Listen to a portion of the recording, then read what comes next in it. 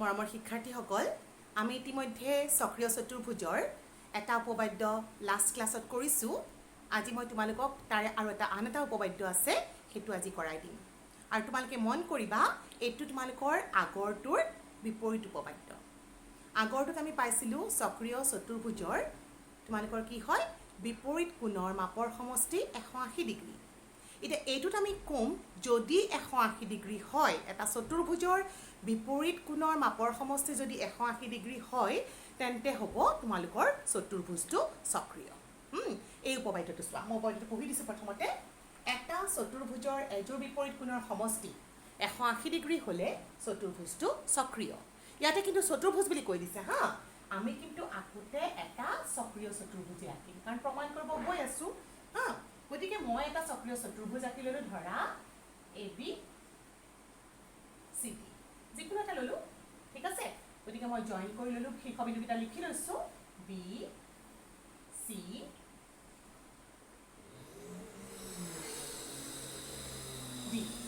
মই এতিয়া তোমালোকক প্ৰথমতে কি ল'লোঁ, ABCD এটা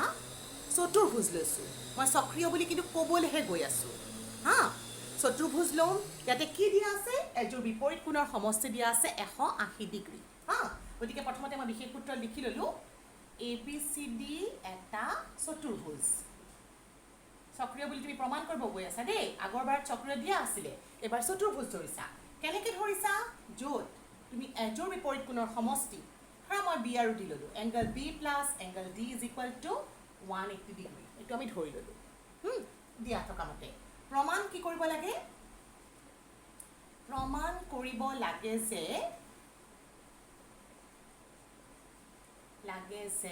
ABCD সক্ৰিয়। ABCD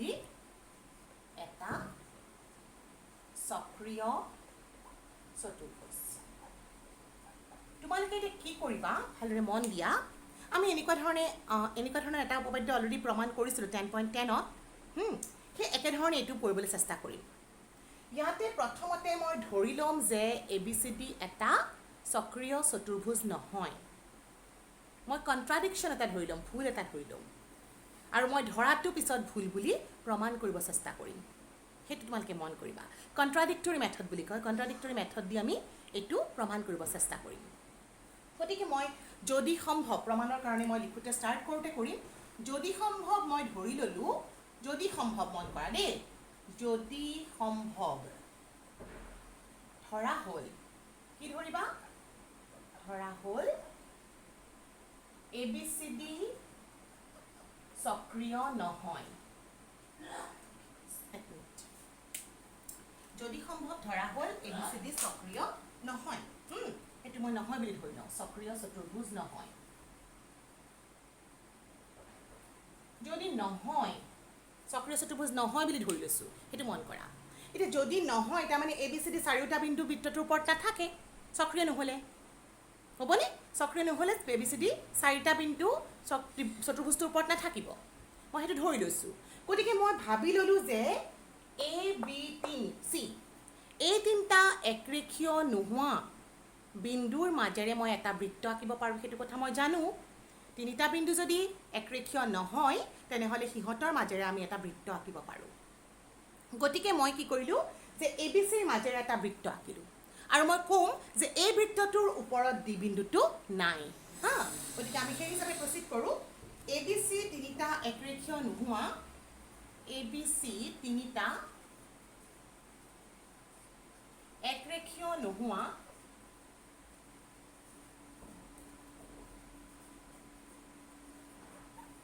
বিন্দুৰ মাজেৰে,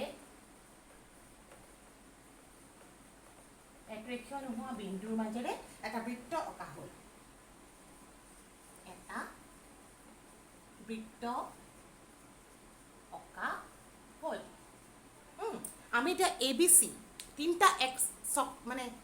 একৰেখীয় নোহোৱা বিন্দুৰ মাজেৰে মই এটা বৃত্ত আঁকিলোঁ, ঠিক আছে। এতিয়া মই যে ধৰি লৈছোঁ এইটো সক্ৰিয় নহয়, সক্ৰিয় নহয় বুলি মই ধৰি লৈছোঁ, এইখিনি মন কৰা, সক্ৰিয় নহয় বুলি মই ধৰি লৈছোঁ। গতিকে যদি সক্ৰিয় নহয়, তেনেহ'লেতো অবভিয়াছলি D বিন্দুটো বৃত্তটোৰ ওপৰত নাথাকিব, হয়নে? যদি D বিন্দুটো বৃত্তটোৰ ওপৰত নাথাকিব, তাৰমানে কি হ'ব, বৃত্তটোৱে হয়তো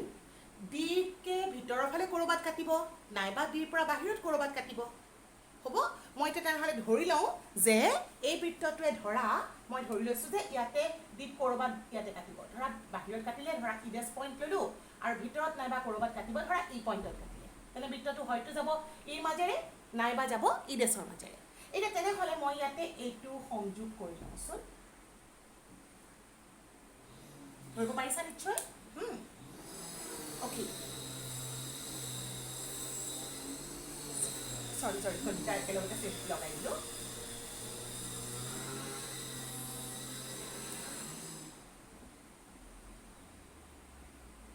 জইণ্টটো মোৰ ভুল হৈছিলে মই এইটো চি লগতে লগাব লাগিব অ'কে তো মই এতিয়া কি কৰিলোঁ এইটো সংযোগ কৰি ল'লোঁ চিৰ লগত হা মই কি ধৰিছোঁ যে ডি বৃত্তটোৱে কি কৰিছে এ ডি এই বাহুডালক হয়তো তোমালোকৰ ই বিন্দুত কাটিছে নাইবা এ ডিৰ বৰ্ধিত ই ডেছত কাটিছে এইটো কাটিব বুলি ধৰি লওঁ তেনেহ'লে যদি ইত কাটে তেনেহ'লে তোমালোকে দেখিবা এ ই চি বি এইটো চতুৰ্ভুজ তোমালোকৰ সক্ৰিয় হৈ যাব যদি ইত কাটে আৰু যদি ই ডেছত কাটে তেনেহ'লে তোমালোকে কি পাবা এ ই ডেছ চি বি এইটো সক্ৰিয় হ'ব মই যিকোনো এটাত কাটে বুলি এতিয়া ধৰি ল'ম হা তো গতিকে মই এতিয়া লিখোঁ তেন্তে বৃত্তটোৱে ক'ত কাটিব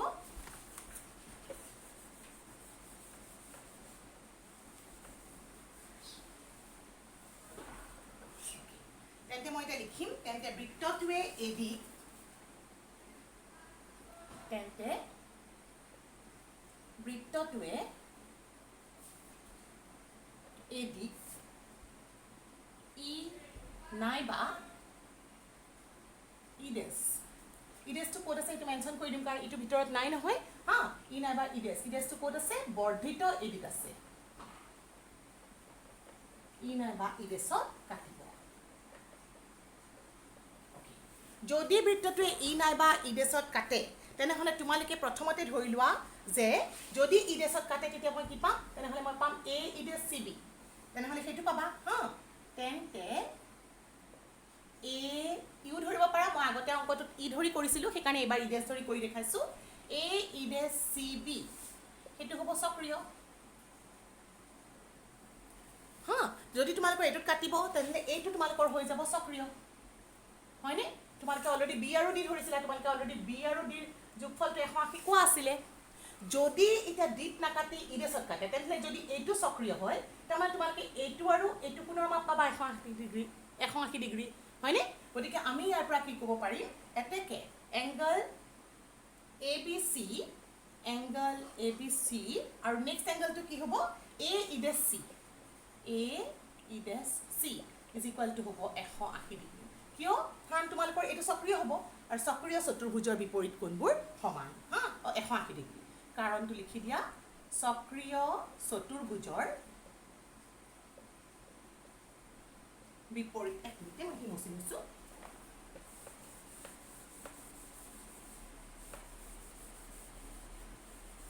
সক্ৰিয় চতুৰ্ভুজৰ বিপৰীত সক্ৰিয় চতুৰ্ভুজৰ নামটো লিখি দিয়া হা সক্ৰিয় চতুৰ্ভুজ এ ই ডেছ চি বিৰ বিপৰীত কোণ ঠিক আছে সক্ৰিয় চতুৰ্ভুজ এইটো এ ই ডেছ চি বিৰ বিপৰীত কোণটো কি হৈছে তোমালোকৰ মানটো 180 ডিগ্ৰী হৈছে এতিয়া তোমালোকে এইটো মই মাৰ্ক কৰি থলোঁ নাম্বাৰ 1 বুলি আৰু এটা মই অলৰেডি পাই থৈছিলোঁ সেইটো কি আছিলে আকৌ এইটো তোমালোকক দিয়া আছিলে আকৌ এংগল বি তোমালোকে যেটো ধৰিছিলা ভিডিও ধৰিব পাৰা তোমালোকে অৱশ্যে এ চি ধৰিও কৰিব পাৰা তেতিয়া সেই হিচাপে লগাবা হা তো এইটো মই পাইছিলোঁ 180 ডিগ্ৰী এবাৰ মই এইটো মিলাকে লিখি লওঁ দিয়াচোন মানে এইটো যেনেকৈ তিনিটা এংগলৰ মাজত ধৰি লিখিছোঁ একেধৰণে মই লিখি লওঁ তো বি এংগলক মই আকৌ এ বি চি বুলি লিখিব পাৰোঁ অৱশ্যে মই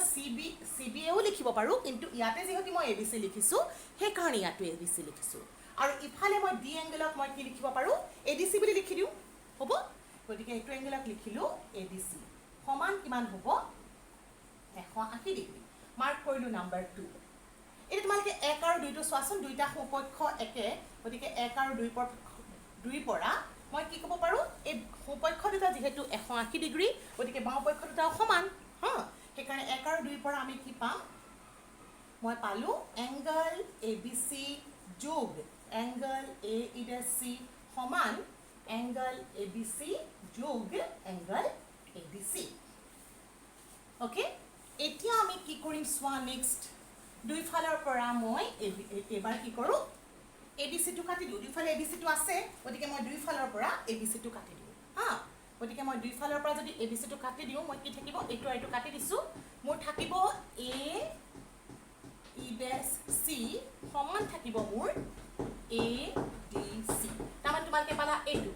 A E ডেছ C আৰু এইটো এই দুটা কোণ সমান কিন্তু তুমি মন কৰা যে এইটো এটা ত্ৰিভুজ এই ত্ৰিভুজটোৰ তোমালোকৰ ADC হৈছে বহিকোণ আৰু AEDC হৈছে অন্তঃকোণ তোমালোকে জানা যে বহিকোণৰ এটা ত্ৰিভুজৰ বহিকোণৰ মাপ বিপৰীত অন্তঃকোণৰ মাপৰ সমষ্টিৰ সমান হয় ইটো বিপৰীত অন্তঃকোণ অন্তঃকোণ আৰু বহিকোণটো সমান হ'ব নোৱাৰে হয়নে গতিকে আমাৰ এইটো সমান এইটো সম্ভৱ নহয় কিয় নহয় আমি কাৰণটো লিখি দিম গতিকে মই এতিয়া লিখিছোঁ যিটো সম্ভৱ নহয়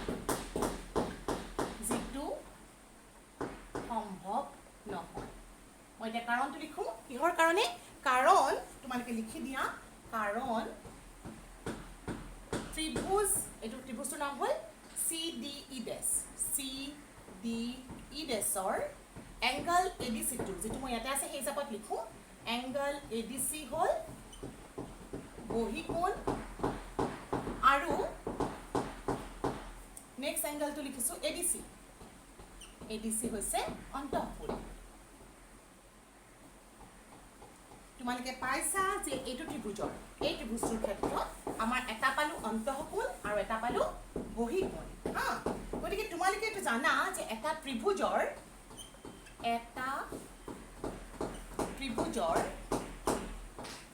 বহিকোণৰ মাপ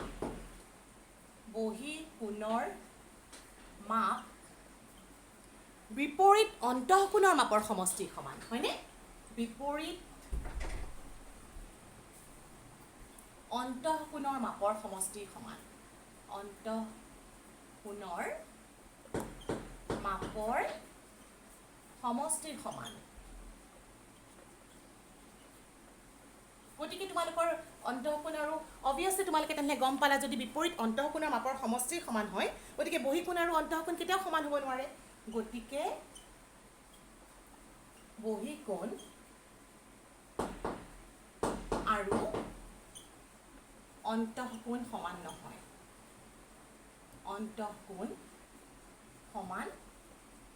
নহয় আৰু তেনেহ'লে তোমালোকেতো অলৰেডি সমান বুলি পাই গ'লা তাৰমানে তোমালোকে কিমান কি গম পালা গতিকে এই ইডেছ বিন্দুটো তোমালোকৰ এই বেলেগ বিন্দু নহয় কি হ'ব ইডেছ বিন্দুটো তোমালোকৰ D বিন্দুৱেই হ'ব লাগিব অৰ্থাৎ ইডেছটো ডিৰ লগত মিলি যাব লাগিব যদি তোমালোকে এইটো সমান পাব লাগে তেনেহ'লে ইউ মাষ্ট হেভ তোমালোকে পাবই লাগিব ত্ৰিভুজৰ এইটো এই ইডেছটো আহি তাৰমানে ইয়াৰ লগতে মিলিলেহে সম্ভৱ হা সেইকাৰণে আমি তাৰ পৰা কনক্লুজনটো লিখি দিওঁ যে কি হ'ব গতিকে ইডেছ আৰু D বিন্দুটো একেটাই বিন্দু হ'ব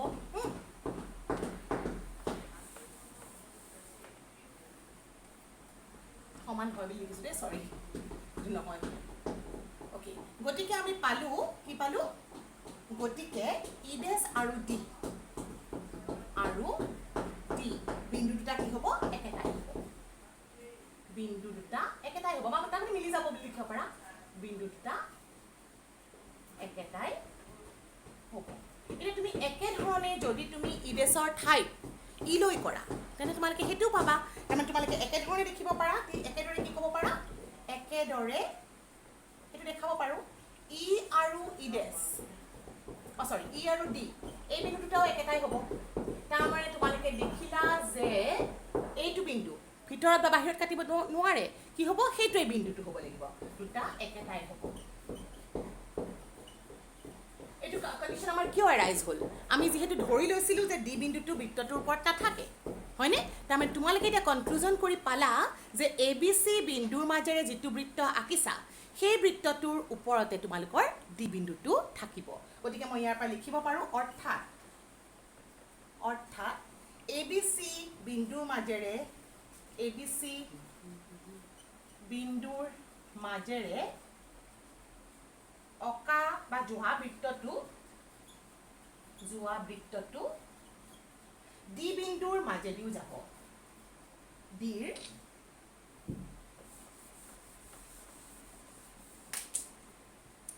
মাজেদিও যাব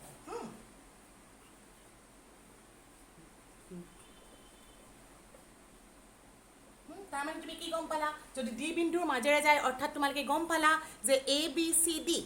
এই গোটেইকেইটা বিন্দুটো বৃত্তৰ ওপৰত থাকিব হা এতেকে লিখিবা অৰ্থাৎ এ বি চি ডি এটা বৃত্তৰ ওপৰত থাকিব এটা বৃত্তৰ